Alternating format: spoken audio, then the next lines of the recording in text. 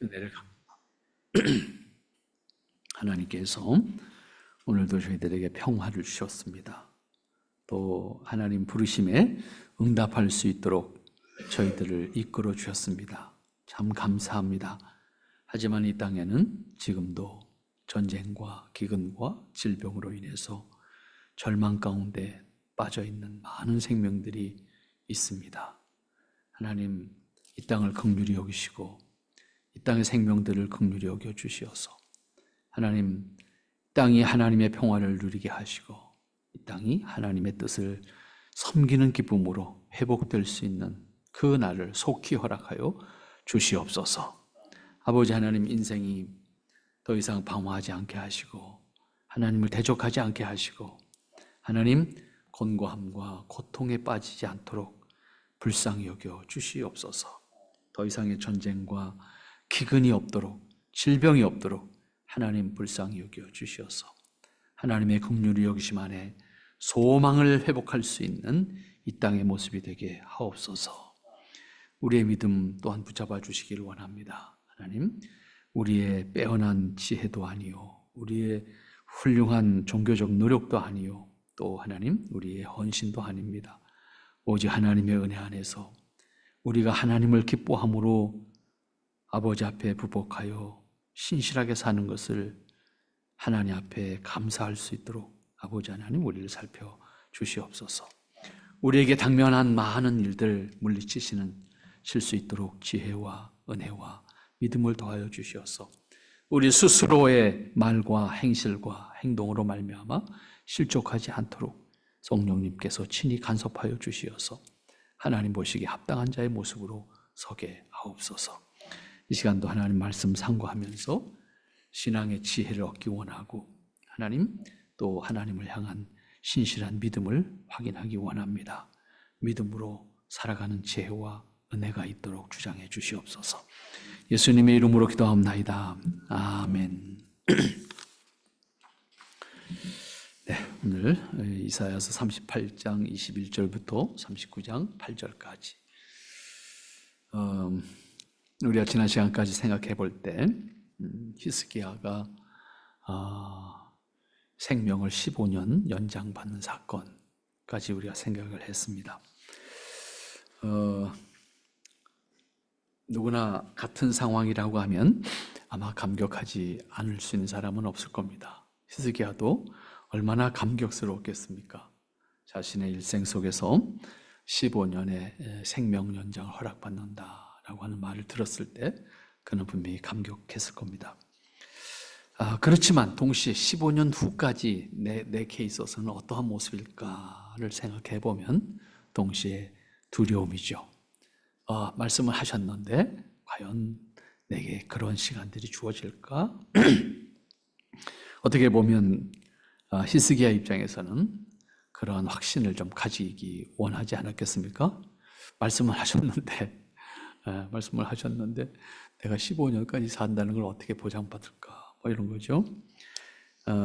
따라서 히스기야는 증표를 좀 보여주실 수 없을까요? 우리 입장도 들으면 당장은 감사합니다 그러지만 정신 똑바로 차리고 보면 과연 그럴까? 뭐 이런 생각을 해보겠죠.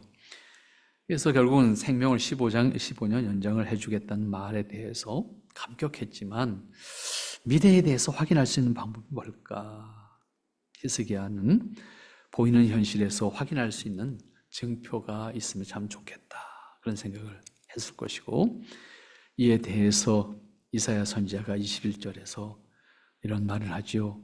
이사야는 이르기를 한 뭉치 무화과를 취하여 종초에 붙이면 왕이 나으리라.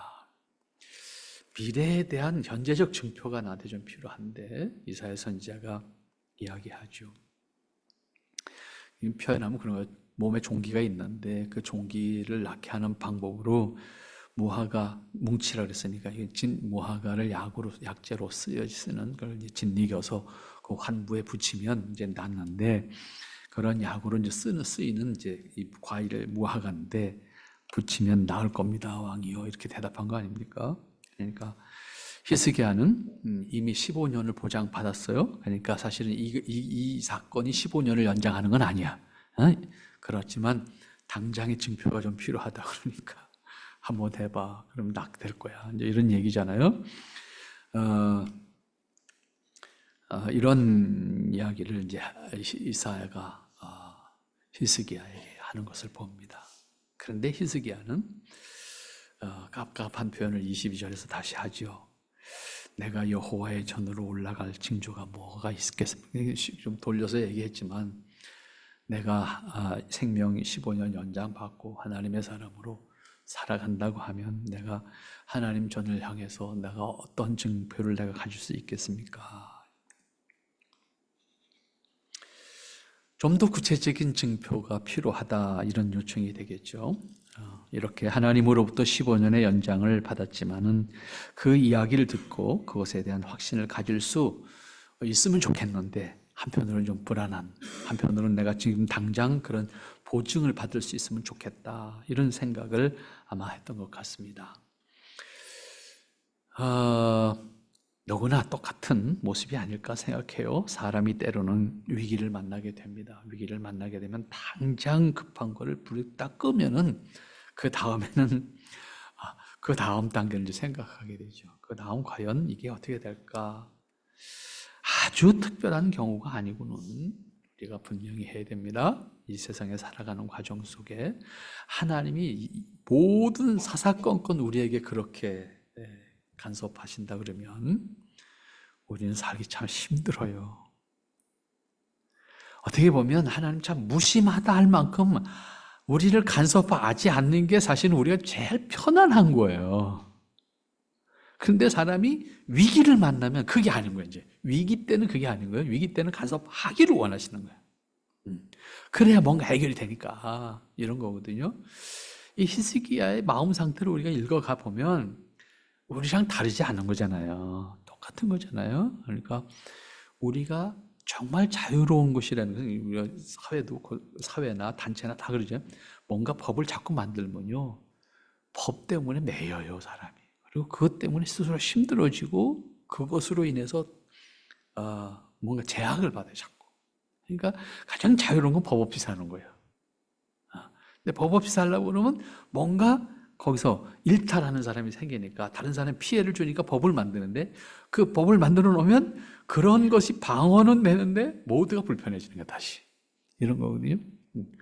하나님께서 우리를 간섭하시는 개념도 그래요. 우리가 위기적 상황에서는 간섭하시기를 원하지만 정작 그 간섭하심이 매 순간 계속된다면 우리는 제명에 못 삽니다. 우리는 두려움 때문에 못 삽니다. 그래서 신비주의 신앙하는 사람들이 늘 피곤한 거예요. 불안한 거예요. 이걸 구분하지 못하면 큰일 나요. 그러니까 어떻게 보면 가장 편안하게 가장 자유롭게 살아갈 수 있는 상태가 가장 좋은데 이렇게 가다가 보면 어떻게 돼요? 우리 스스로가 게을러져. 우리 스스로가 방임한 상태가 돼요. 이때 우리의 책임을 다하지 못해. 요게 이제 우리에게 주어진 또 다른 약점이거든요. 요거를 깨어있도록 나를 유지하는 것. 그것이 우리 신앙생활의 과정 속에 만남이 필요하고 도전이 필요하고 깨달음의 나눔, 말씀의 은혜를 나누는 관계가 필요한 거예요. 꼭 고통을 경험하고 정신 차리는 것은 얼마나 바보스러운 거잖아요. 때문에 아주 특별한 경우가 아니고는 하나님도 사실은 초자연적인 간섭하시지 않습니다. 어떻게 보면 우리의 일상이 우리는 일상이라고 생각하지만 하나님의 간섭하심 속에 있는 거잖아요.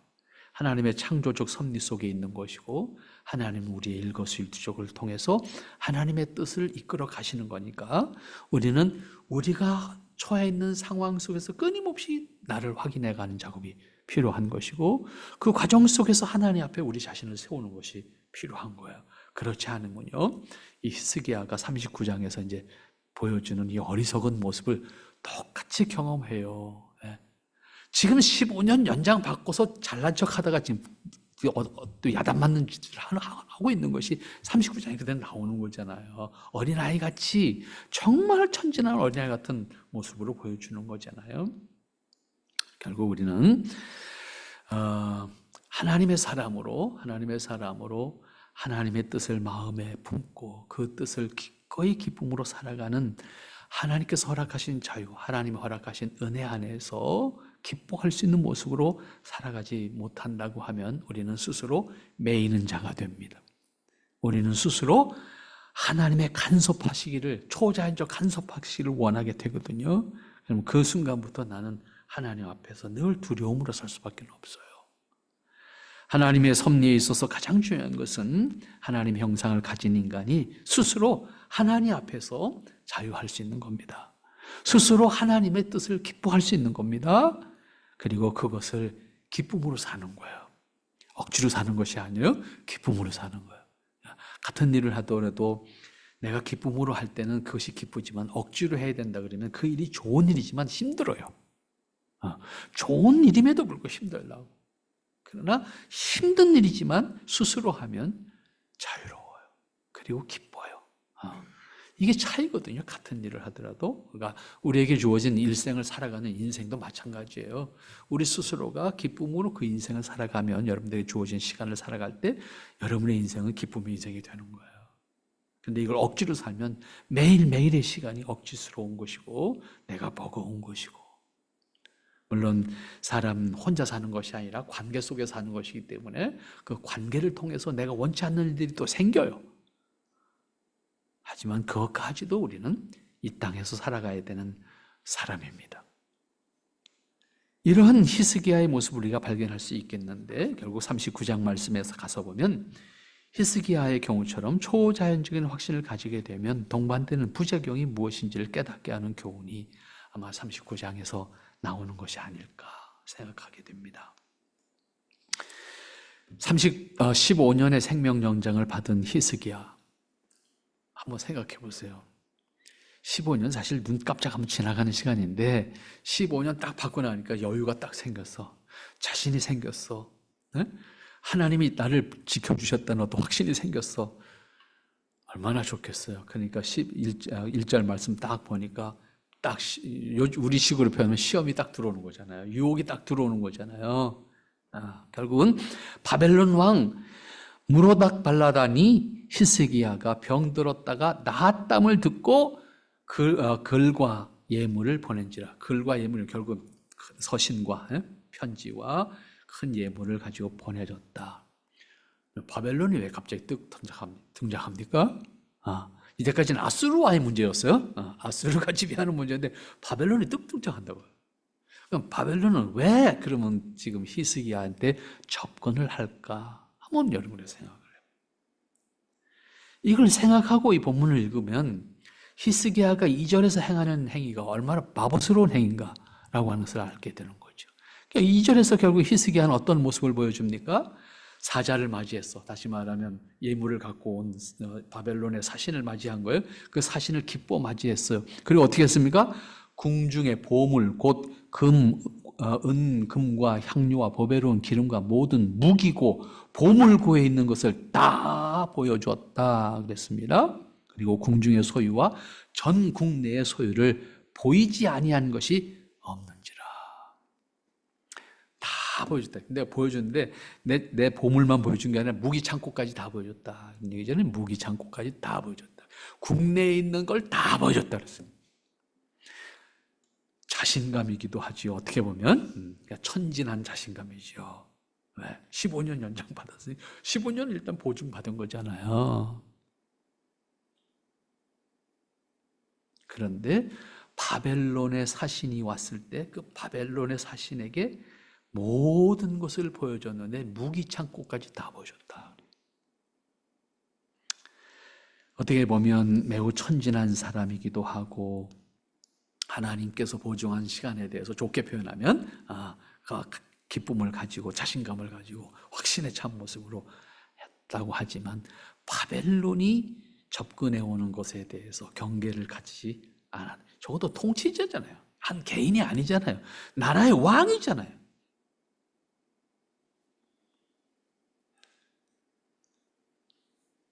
받은 것에 대해서, 자신이 받은 것에 대해서 이게 이제 좋게 표현하면 그렇게 표현했지만 좀 나쁘게 표현하면 교만해진 거죠. 은혜를 잊어버린 것이고 하나님의 뜻, 하나님 그를 향하신 하나님의 뜻도 망각한 것이고 내 스스로의 자신감 가운데 어리석음을 행하게 되는 모습을 여기서 볼 수가 있게 되는 것입니다. 그 상황을 이사야가 보고 이사야가 묻는 거예요. 그게 3절 말씀입니다. 왕에게 나와 물었다 그랬습니다. 그 사람들이 무슨 말을 하였으며 어디서 왕에게 왔나이까? 히스기야가 가로되 그들이 원방 곧 바벨론에서 내게 왔다. 히스기야가 물었습니다. 무슨 상황입니까? 그 사람 도대체 누굽니까? 어디서 왔습니까? 그리고 그들이 땅에 와서 본 것이 무엇입니까? 있는 대로 히스기야 또 이야기합니다. 자랑스럽게 이야기합니다. 그 이야기를 듣는 이사야는 심각한 거죠. 이 도대체 뭐냐? 정신이 있는 사람이냐 없는 사람이냐? 뭐 이렇게 표현할 수 있는 거겠죠. 정말 한심한 모습이다라고 하는 것을 생각하게 되게 되었고, 동시에 이사야는 그러한 히스기야를 보면서 한복하는 거죠. 히스기야가 가지고 있는 자신감, 이건 정말 어린아이 같은 자신감 있잖아요. 하나님이 그에게 생명을 연장해 주신 것은 그 생명을 연장해 주신 시간을 통해서 하나님의 뜻을 살고 그 나라를 온전하게 세우도록 허락하신 것인데 나라 망할 짓을 하고 있는 거잖아요. 반대로 생각하면. 자기의 능력을 과시하는 것이고 자기의 재물을 과시하는, 자기의 무기를 과시하는 것이고 어린아이 같은 모습이죠. 자기가 그렇게 자신감을 가질 수 있었던 것은 하나님이 보증한 자신이기 때문에 자신감을 가졌는 것인데, 정작 그는 뭘 자랑하고 있는 거예요? 자기가 가지고 있는 재산. 다시 말하면 요즘으로 말하면 국력이잖아요. 우리나라가 이만큼 힘이 있어. 재물의 힘도 있고 무기의 힘도 있고 이만큼 있어. 이 얘기죠. 그것을 다른 사람들이 아니라 적군에게 다 보여줘야 돼요. 선지자 입장에서는 그 말을 듣고 도대체가 이건 제정신으로 할 일이 아니다라고 보는 거지요. 어디가 보면 히스기야가 이러한 상황이라고 하면 좀 더 하나님을 경외하는 모습으로 하나님께서 허락하신 생명 연장에 대한 자신의 책임이 뭔가, 그리고 자신이 해야 될 일이 뭔가 좀 더 겸손하게 하나님께서 허락하시는 은혜를 지속적으로 확인하고 깨우칠 수 있는 자세를 가져야 될 것인데, 오히려 지금 내가 15년 연장 받았다는 것, 그것 하나에 감격하고 어린아이와 같은 모습으로 적군의 사신에게 자신의 무기를 자랑하고 자신의 경제력을 자랑하고 이러한 모습을 가지고 있는 것을 이사야 선지자가 듣고 책망하게 되는 겁니다. 그 책망이 5절 말씀이에요. 제일 먼저 하는 말이 뭡니까? 히스기야에게 이르되 왕은 만군의 여호와의 말씀을 들으소서. 정신 차리라 그 말이죠. 하나님 말씀 들어라 그 말이죠. 지금 왕이 할 수 있는 일이 뭔데 지금 그렇게 하고 있느냐. 왕을 향해서 하나님 말씀하시는 하나님의 말씀을 들으소서. 그 다음에 직접으로 표현하는 게 뭡니까? 보라, 날이 이르니 내 집에 있는 모든 소유와 내 열조가 오늘까지 쌓아둔 것이 모두 바벨론으로 옮긴 바 되고 남을 것이 없으리라 여호와의 말이니라. 한마디로 이사야는 말하는 거죠. 히스기야 왕이여, 여호와의 말씀을 들으소서. 당신이 지금까지 모은 것, 당신의 조상들이 지금까지 모은 것, 그 모든 재물이 바벨론이 가져갈 거다. 망할 거다 그 말이죠.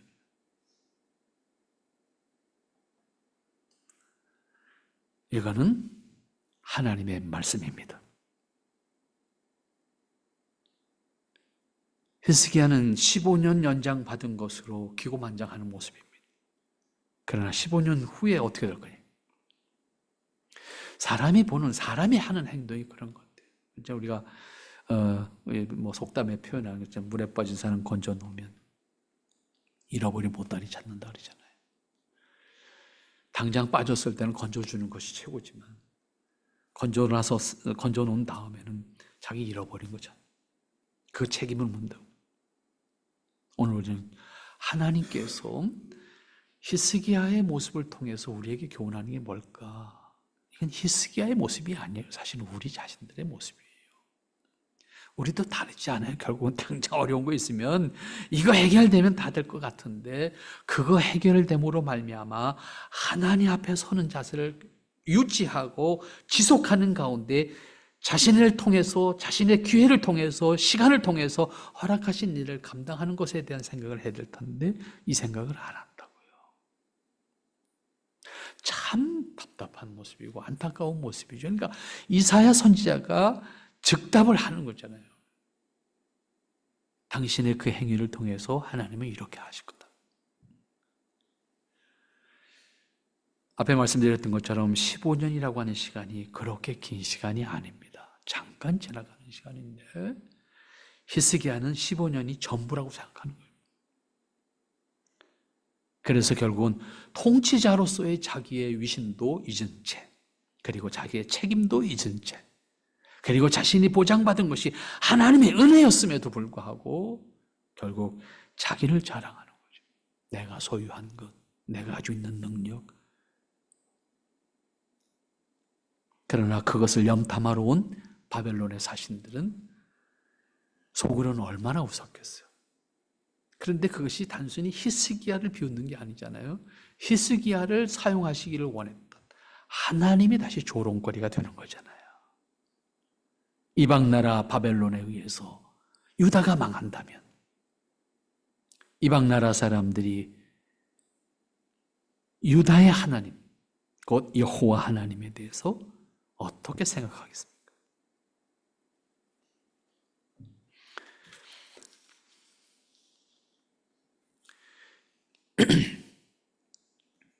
결국 이사야 선지자는 히스기야에게 유다가 바벨론에 의해서 망할 것을 다시 말씀하는 거예요. 그리고 또 하나 7절 말씀, 내게서 날 자손 중에서 몇이 사로잡혀 바벨론 왕궁의 환관이 되리라. 아들이 없는 상태에서 15년 연장받았으니까 이제 15년 동안 자녀를 낳을 텐데 그 자녀들이 어떻게 될 거다? 바벨론의 포로가 될 거다. 볼모로 잡혀가게 될 거다. 이것은 자신의 권력을 잃어버리고 왕위를 잃어버리는 것보다 더 큰 아픔이잖아요. 자녀가 적국의 볼모로 잡혀가게 될 거다. 거기 가서 바벨론의 볼모로 잡혀가서 바벨론의 종노릇하게 될 것이다. 시중 드는 사람이 될 거다. 통치자고 한 사람의 부모의 입장에서 자녀들이 다른 나라에 잡혀가서 종노릇하는 신분을 가지게 될 것이다 라고 하는 이사야 선지자의 말을 들었을 때 히스기야는 어떤 모습일까? 사실 히스기야의 어린아이 같은 모습은 8절에 있어요. 히스기야가 이사야에게 이르되 당신의 이른바 여호와의 말씀이 좋소이다. 참 현재적인 사람인 거예요. 나중에 될 일은 나 모른다 얘기해. 당신이 지금 한 말 맞다 이거예요. 얼마나 깝깝해요. 내가 살아있는 동안에 나는 평안합니다. 여러분 그 마지막 말 한번 보세요. 나의 생전에는 평안과 견고함이 있으리로다. 나 15년 동안은 아무 문제 없어. 이 얘기 아니에요. 얼마나 근시안적인 생각이에요. 그런데 사실 이 모습이 우리에게 있는 모습이에요. 당장 내 앞에 있는 것만 보고 우리가 생각하고 행동하잖아요. 우리는 천국을 바라보고 더 나아가서 영원한 하나님의 영원한 창조 속에 있는 우리의 모습을 바라보고 사는 사람들이잖아요. 그런 의미에서 우리는 내 손에 보이는 것, 내가 소유할 수 있는 것, 내가 할 수 있는 것에서 만족하지 말고 우린 적어도 하나님의 뜻을 품고 사는 사람, 하나님의 영원한 뜻을 소유하고 살아가는 사람, 저도 그러한 의식을 가지고 우리의 삶을 살아갈 때 우리 스스로도 여유로워요. 한순간 한순간에 엎어졌다 제쳐졌다 하는 마음 갖지 않고 사람과의 관계도 마찬가지예요. 좀 더 여유롭게 대할 수 있고 좀 더 우리가 서로를 여유를 가지고 대할 수 있는 사람이 되거든요. 신앙도 당장 오늘 나 별일 없으니까 오늘 좋습니다. 뭐 좀 있으면 아이고 나 시험 들었네. 이런 식의 신앙생활 하지 말고 내가 어려움이 있으면 왜일까? 근본부터 생각하고 좀 더 멀리 하나님 앞에서 나의 모습을 만들어 가겠다는 작업을 해야 되는데 이 작업을 안 하고 오늘 아무 일 없으니까 괜찮습니다. 이 수준에서 산다고 하면 우린 발전이 없어요. 누가 보든지 안 보든지 우리 안에 하나님의 형상을 담아가 채워가는 작업 해야 된다는 말씀 늘 드리잖아요. 사실 제가 요즘에 가장 과제로 안고 있는 문제가 이 문제예요. 왜 종교적 열심은 있는데 우리의 모습은 안 변할까? 우리 안에 하나님의 형상을 담아가는 채우는 작업에 대한 번민이 있어야 되는데 이 번민이 없어요. 제가 시간이 될 때, 시간이 돼서기보다는 여러 가지 책을 읽는 중에서도 짬짬이 좀 엉뚱한 책을 읽는 게 지난 시간에도 잠시 소개했습니다만은 조선시대를 지배했던 유교의 성리학에 관련한 책을 가끔씩 좀 봅니다. 재밌어요. 재밌다는 말은 뭐냐면 사유가 깊어요. 그 고민을 하는 거예요. 그러나 인간이 가지고 있는 한계는 그들의 모습 속에 보이지 않아요. 그대로 똑같아. 우리가 사는 걸 다르지 않아요. 아무리 학식이 많고 뭐가 많은 사람일지라도 기분 나쁜 건 기분 나쁜 거고 엉뚱한 짓 하는 건 엉뚱한 짓 해. 그런데 그들이 끊임없이 번민하는 게 뭘까를 보면 그 번민을 나름 자기 안에 채우고자 하는 작업을 하고 있어요. 참 그거 귀하다. 저도 그리스도인이 하나님의 사람으로 하나님의 형상으로 지음받았다는 고백을 하는 사람이라고 하면 하나님의 형상이 내 안에 어떠한 것이어야 할까를 고민하는 가운데 나를 만들어가는 고민을 해야 될 텐데 이 고민을 안 하는 거예요. 그러니까 우리가 믿음의 성장이라고 하는 것은 단순한 종교적 열심이 아닌 거예요. 종교적 열심이 믿음의 성장과 동반될 때는 그것이 아름다운 거예요. 하지만 내가 하나님의 형상으로 채워져가는 작업이 없는 종교적 열심은 주술적 행위와 다르지 않아요.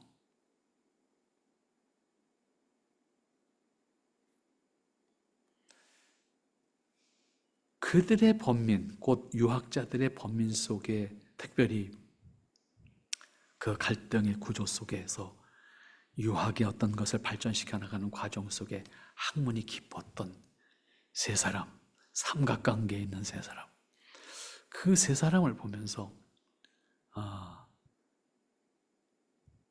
참 귀하다. 그런데 세 사람이 그것을 구현해 나가는 방법이 다 달라.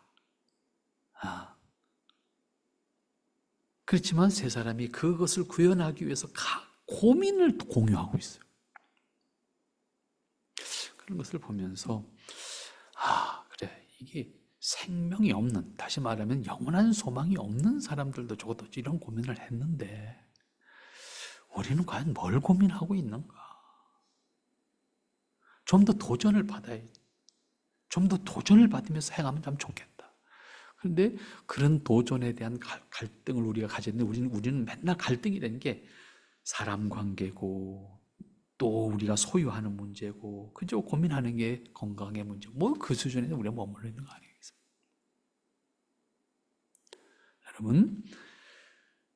여러분들이 이 히스기야를 통해서 우리 자신의 모습을 좀 봤으면 좋겠다 하는 것이 오늘 이 39장의 말씀입니다.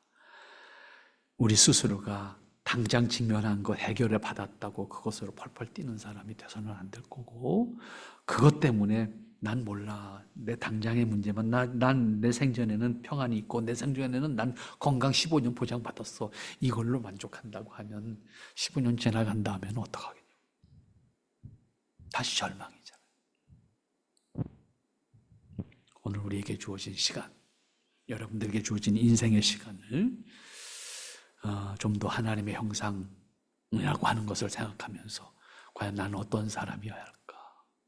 나의 삶을 어떻게 만들어가는 것이 하나님이 기뻐하는 삶일까? 또 우리가 함께하는 동안 그것을 어떻게 우리 안에 만들어갈 수 있을까? 이것을 좀 더 고민하면서 우리가 하나님 앞에 함께 기뻐할 수 있는 삶을 살면 좋겠다 하는 것이 이 39장을 읽으면서 느끼게 된 가르침입니다. 여러분, 우리 함께 하나님의 형상 담으면서 히스기야와 같은 어리석음에 매이지 않고 우리 하나님의 사람으로 승리합시다.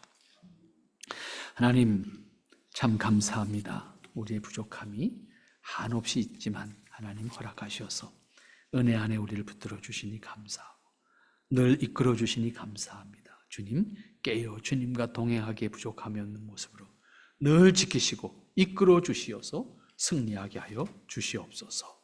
아버지의 뜻을 살기에 부족함이 없도록 아버지 하나님 주장하시고 이끌어 주시어서 영광과 찬미를 드리기에 부족함이 없는 저희들의 모습이 되게 하여 주시옵소서.